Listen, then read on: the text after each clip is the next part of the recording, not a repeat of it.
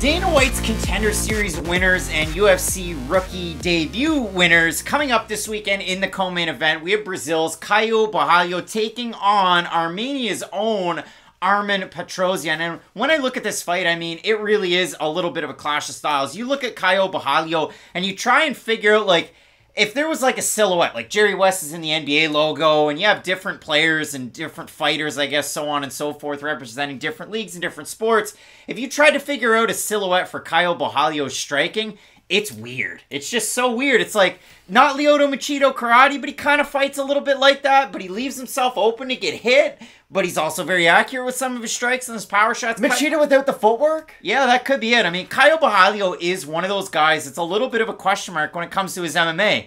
And Armen Petrosyan is as well. I mean, for both of these guys, not a ton of pro MMA experience. I mean, for Borralho, coming out of the Fighting Nerds or Combat Club, he is a Brazilian Jiu-Jitsu black belt. He competes in some of the big-time grappling tournaments. He's a former future, see how that's pretty tough, former future MMA champion. And if you do look at it for both these guys, with Borralho, some career experience at 170, but primarily at 185 as he grew into his body. If you look at it for Petrosyan, he was the AMC Fight Night's light heavyweight champ. I was going to say, you'd have to cut off a leg to make 170. Yeah, that's the thing. I mean, for Petrosyan, he is one of those guys that was kind of a smaller 205er at the same time. He fought at 205 in brackets over on Dana White's Contender Series when he came in on a few weeks' notice and fought a 10-0 fighter. He was, you know, around par or somewhere there around with the odds, but picked up a giant win there. Came in, fought Gregory Rodriguez, won by split decision. Argument either way, but great volume out of Petrosyan. And when it was standing, Petrosyan did a lot. Obviously, he got tagged a few times by Rodriguez. You saw the blood trickling down the face of Petrosyan in that one. But you know, as a pure kickboxer, as Armen Petrosyan is, and again, he's not like Giorgio's brother. Like, he's not that Petrosyan, but he does have great kickboxing lineage in his back pocket that people are going to work the takedown. And you would think that a guy like Caio Borralho, that's going to be his method, or at least his path to victory, or he's going to attempt that at some point. Without a doubt, that's how good of a striker Petrosyan is. And what I really like about Armen in his UFC debut is the fact that, listen, if you had Gregory Rodriguez winning that fight, I'm not going to argue with you. If you had Armen winning that fight, I'm not going to argue with you.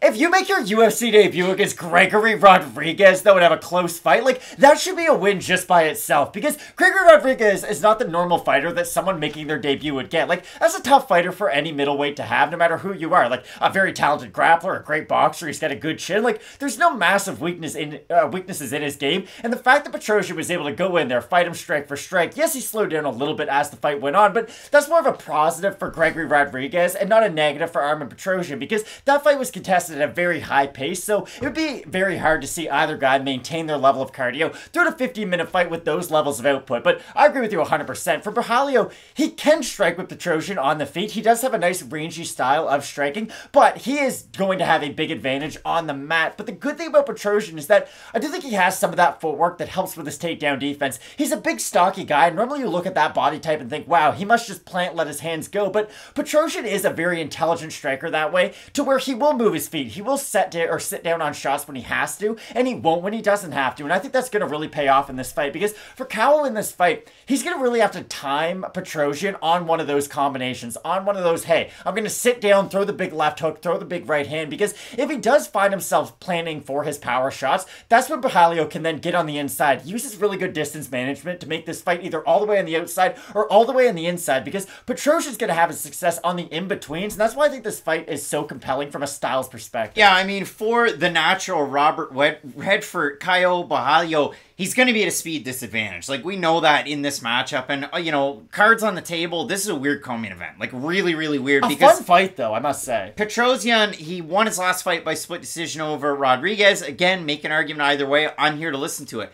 Caio Borralho was beating Omar Gadzhiev in a way I didn't think was possible. Like, Omar Gadzhiev was so accredited in combat sambo and grappling outside of just the UFC. We saw that on Dana White's Contender Series. We saw that on his regional scene fights. I thought that was going to play out well. He was losing every single grappling exchange with Caio Borralho badly. And then earlier on in the night, there was an illegal strike that ended up with a DQ loss. And Caio lands an illegal knee.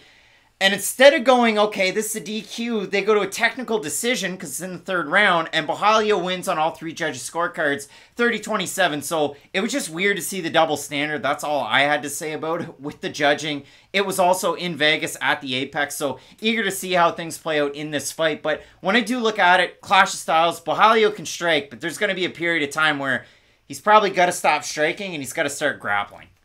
Unless he can put such an amount of volume on Petrosyan that Petrosyan won't throw much back. Because I do think there's a world out there where Petrosyan's on the back foot a lot. Maybe Borralho is able to get his first takedown, and he just puts question marks into Armen's mind. I could see that be a big factor in this fight. Because again, Borralho's the type of grappler who, if he does get Petrosyan down to the mat, I think Armen's going to have a very tough time getting back up to his feet. It's not that he's immediately going to get submitted, nothing like that. He does explode quite well up to his feet. He's not somebody who will just immediately give his back, try to get on all fours and push up, because that's kind of the telltale sign that this person's new to grappling. What does anybody do when they fall down? You go to your base, you get on all fours, and you pick yourself up. We see this a lot in MMA of people who aren't all that skilled with their grappling, fighting very skilled grapplers. They try to go to their base, they try to get on their stomach, and then push themselves up, and you're immediately giving the better grappler in Borralho an easy path to a rear naked choke. I don't think Petrosyan is cut from that cloth, and I do think defensively he can do an all-right enough job on the mat to avoid the big actions from Borralho, so where he won't get cut by a big elbow like Armen Sarukian, Joel Alvarez, or submitted by something off of his back. Now, Borralho will have an advantage in the grappling, so I wouldn't be surprised if he got a submission.